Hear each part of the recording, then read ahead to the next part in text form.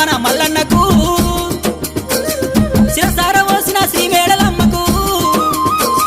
స్వచ్ఛమైన గొల్ల కేతమ్మకు పాదల కాడ పద్మాలకు